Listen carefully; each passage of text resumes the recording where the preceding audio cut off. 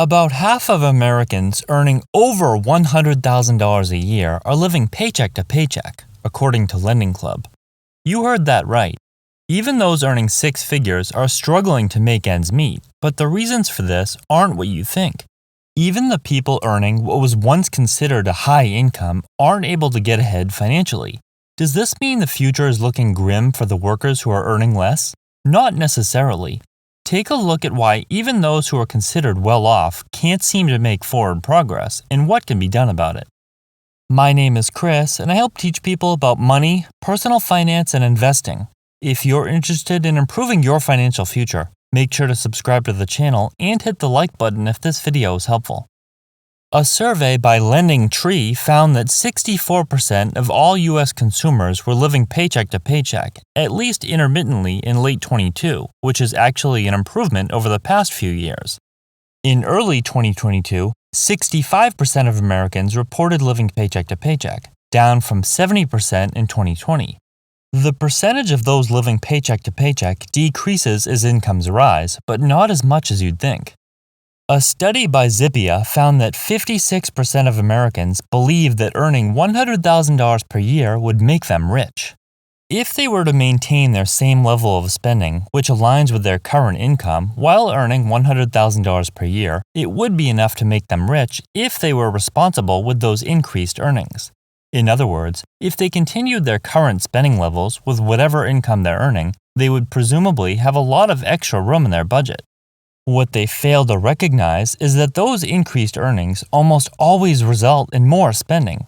Nearly everyone falls into the same trap that will keep them stuck in the rat race forever. Instead of increasing their savings rate as their income rises, they immediately go out and spend that extra income in the form of higher rent, bigger mortgage, new car payment, door dashing every meal, vacations, and the list goes on.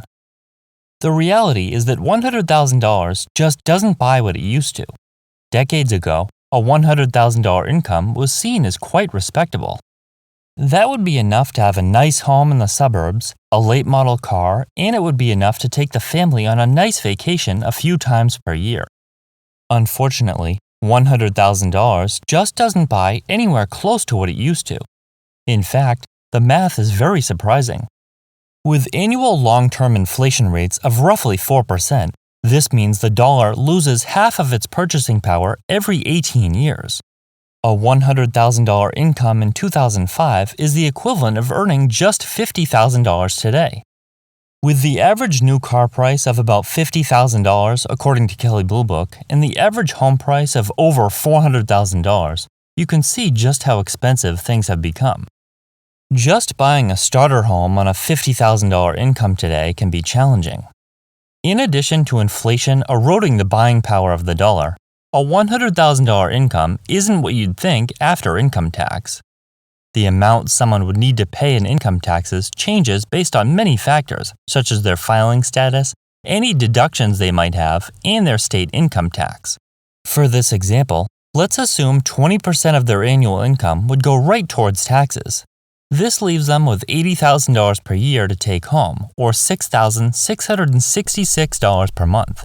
Still not a bad income, but the amount after tax is significantly different from gross income. The more money somebody makes, the more money they spend, and they get used to spending that amount of money no matter what income category they're in.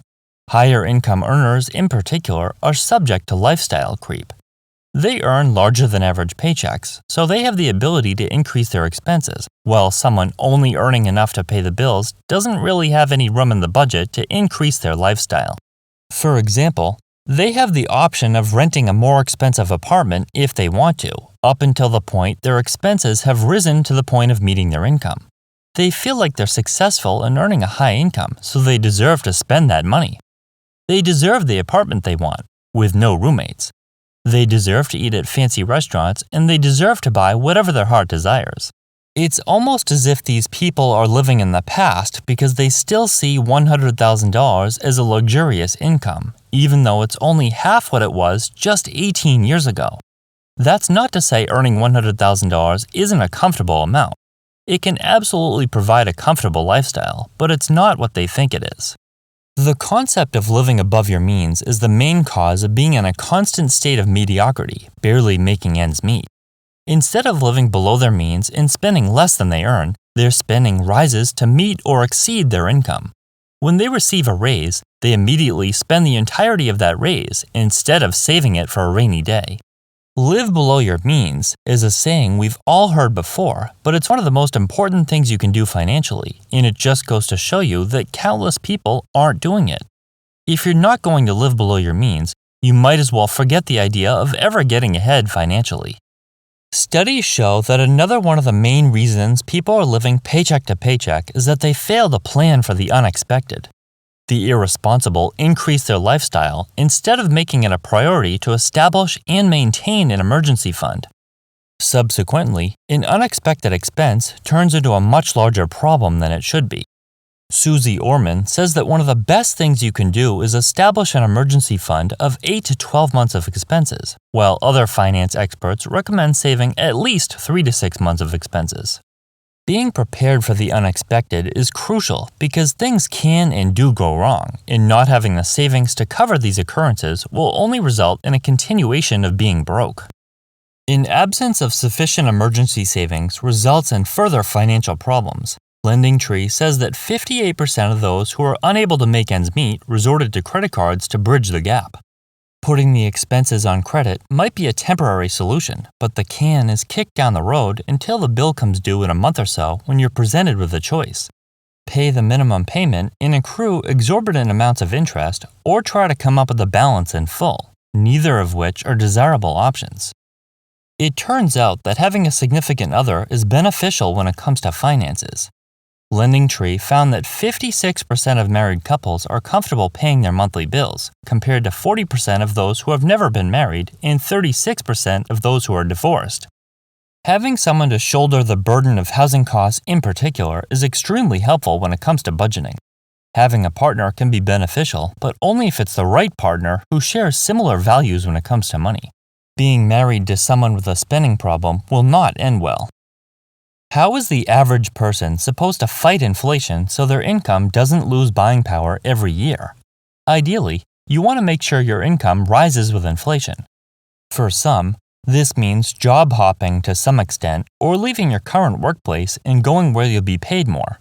Studies show that this is better than remaining at the same job, where your employer only provides minuscule raises that probably don't even keep pace with inflation. For others, this means owning a business that has the pricing power that can withstand inflation. In addition, this could be investing into assets like stocks, real estate, and other commodities that help fight inflation. Once you break the cycle, it's easy to continue making progress. When you're barely making ends meet, saving an emergency fund, paying off debt, and reducing expenses is pretty intimidating if you're like most people who don't feel like they're spending lavishly. However, as you begin to make small moves, it gets much easier to make progress.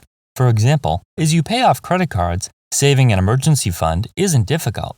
When you have a fully funded savings account, it's easy to invest for retirement. The ball starts rolling and progress really begins to accelerate. This should give hope to those who feel stuck due to their current circumstances. Do you think people are living paycheck to paycheck because they don't know how to live below their means, or do you think inflation is making it impossible to do so?